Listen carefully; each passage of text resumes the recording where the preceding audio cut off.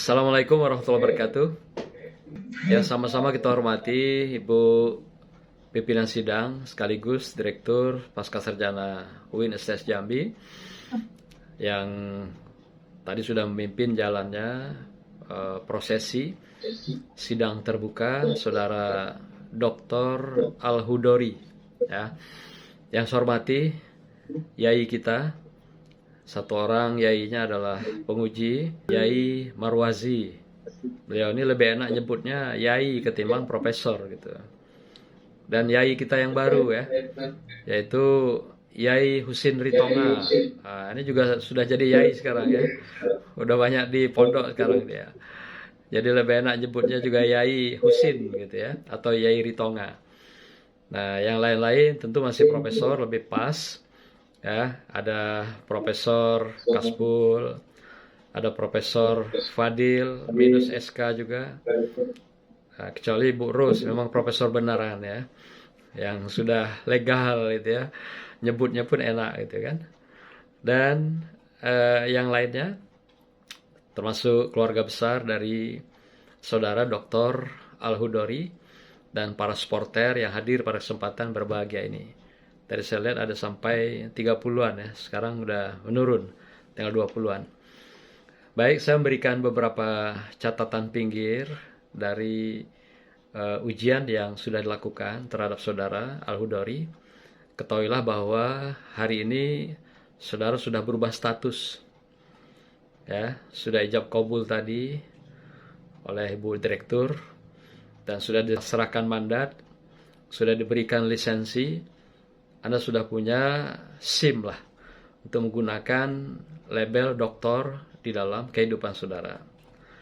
Ada beberapa hal yang kami pesankan ketika saudara akan kembali ke masyarakat, terutama kembali ke Ibu Pertiwi yang sudah mengikhlaskan saudara sekian tahun. Berapa tahun ini?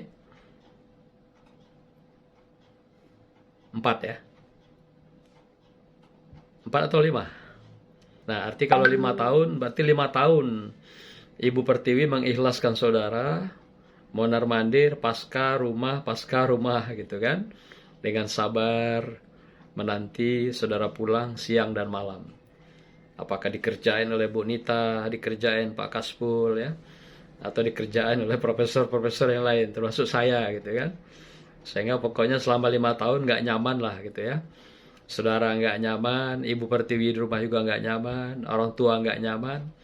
Nah, hari ini saudara sudah selesai dari beban dan ketidaknyamanan itu. Dan saudara sudah siap-siap kembali putar haluan dari dunia yang tadinya penuh dengan dinamika akademis. Dan tentu saudara akan kembali ke lingkungan kerja di tempat masing-masing. Yang pertama kami ingatkan bahwa di dalam diri kita itu potensi seorang peserta didik, capacity building. Capacity building itu adalah sebuah potensi yang harus terus dikembangkan, terus diasah, dan terus dia betul-betul digunakan di dalam setiap tarikan napas dan langkah kita. Karena kalau itu didiamkan, maka dia akan lama-lama redup dan bahkan juga akan menghilang dari kehidupan seseorang. Jadi capacity building itu adalah power ya. Sama dengan baterai, kalau dia tidak asah ya, tidak digunakan, tidak dipakai, tidak di-charge, dia akan lowbat. Nah, begitulah capacity building. Maka itu jalannya adalah caranya saudara harus senantiasa tetap menggairahkan, tetap menghangatkan, tetap mengedepankan budaya akademis yang sudah saudara raih selama 4 atau 5 tahun ini di dalam kehidupan saudara, di dalam lingkungan kerja saudara, di dalam pekerjaan, dan bahkan juga di lingkungan di mana saudara nanti berkarir dan mengembangkan potensinya gitu. Sehingga power itu tetap terjaga, power itu tetap terasah, dan power itu tetap menjadi sebuah kekuatan bagi saudara untuk melakukan apapun, melangkah prestasi, melangkah berbagai karir, dan apapun yang saudara butuhkan dalam kehidupan, yang intinya adalah achievement. capaian prestasi yang dalam kehidupan harus kita lakukan gitu. Jadi capacity building itu ada kalanya dia pasang surut, senantiasa harus di-charge dalam kehidupan kita. Yang kedua, di dalam diri kita itu ada empower ya, pemberdayaan. Nah, pemberdayaan itu artinya kita selalu membuat diri kita itu berdaya. Jadi pemberdayaan itu membuat diri kita selalu potensial. Kalau tidak kita berdayakan diri kita, kita akan menjadi impoten. Jadi kalau Anda tidak potensial, maka kita impoten. Maka itu tidak ada pilihan lain, karena Anda sudah meraih sebuah gelar yang terhormat, yang juga terdepan, maka tidak ada alasan untuk tidak memberdayakan diri saudara, sehingga dimanapun dan kapanpun harus selalu eksis. Diminta tampil sebagai pembicara, eksis. Diminta tampil sebagai penulis, eksis. Ya toh? Nah, tentu hal-hal ini bukan sekedar tampil. Hari ini saudara sudah menjadi pakar, sudah melepaskan atribut pakirnya gitu sebagai ilmuwan. Karena saudara sudah bergelar, sudah mendapatkan atribut, sudah dinobatkan, sudah diijab kabul oleh Bu Direktur tadi gitu.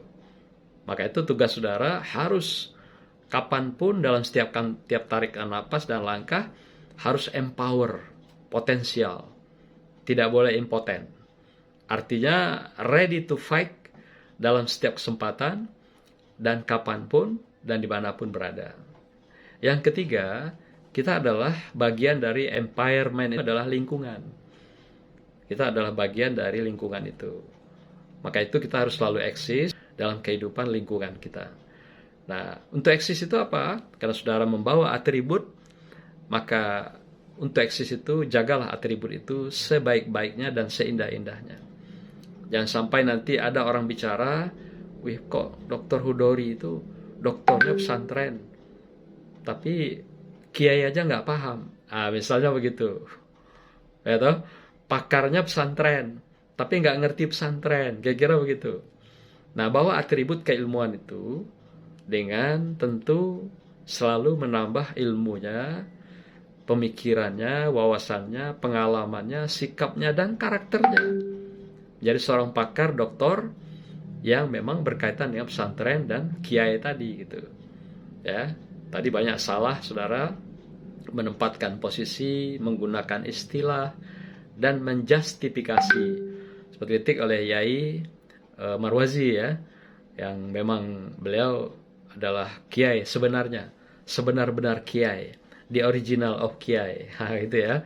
Nah, itu kritik itu bagus sekali ya untuk memperkaya saudara, untuk bisa menjadi lebih eksis ke depan. Nah, jaga selalu nama baik akademis.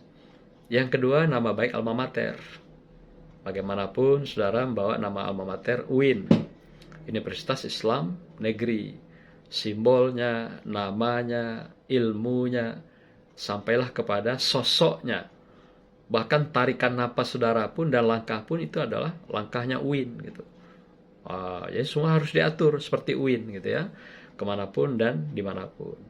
Nah, yang ketiga tentu saja saudara adalah piloting, orang yang terdepan yang kami lepas, yang kami kembalikan, sekaligus Anda adalah orang yang mempromosikan ilmu, lembaga, dan doktor yang sudah diraih pada hari ini. Maka itu promosilah keindahannya, promosilah pesona-pesonanya, promosilah dengan segala kehebatan-kehebatannya. Jadi jangan nampak sedikit pun celah, lemah yang menunjukkan Anda tidak punya kapasitas yang layak diandalkan ke depan. Bagaimanapun, menuntut ilmu tentu bukan bagian dari perhentian atau terminal terakhir. Ya kan? Rasulullah sudah mengatakan kita menuntut ilmu sampai liang lahat. Artinya nuntut ilmunya belum selesai Anda itu. Tapi ilmu pengalaman hidup lagi. Tapi secara formal itu sudah cukup untuk bekal kehidupan saudara, keluarga, dan semoga semuanya bisa berjalan sesuai dengan rencana, harapan, dan juga cita-cita di masa depan. Kami ucapkan selamat pada keluarga saudara yang telah sukses mengantarkan Anda hari ini menjadi orang terdepan, terutama istri tercinta, anak-anak tersayang, dan keluarga besar terkasih Dialah melahirkan keringatnya, doa-doanya yang suci dan ikhlas. Kalau enggak, Anda enggak ada apa-apanya. Terutama kedua orang tua yang telah mengucurkan doa sucinya di tengah malam yang Anda tidak tahu, pun juga istri Anda barangkali yang telah memberikan segalanya jiwa dan raga, termasuk doanya. Maka itu berterima kasihlah pada mereka, bersyukurlah pada Allah, dan selalu menjadi orang terdepan untuk syukur nikmat atas apa yang sudah diraih pada kesempatan berbahagia ini. Sekira demikian, Tua. Terima kasih. Selamat sekali lagi, Dr. Hudori. Assalamualaikum warahmatullahi wabarakatuh.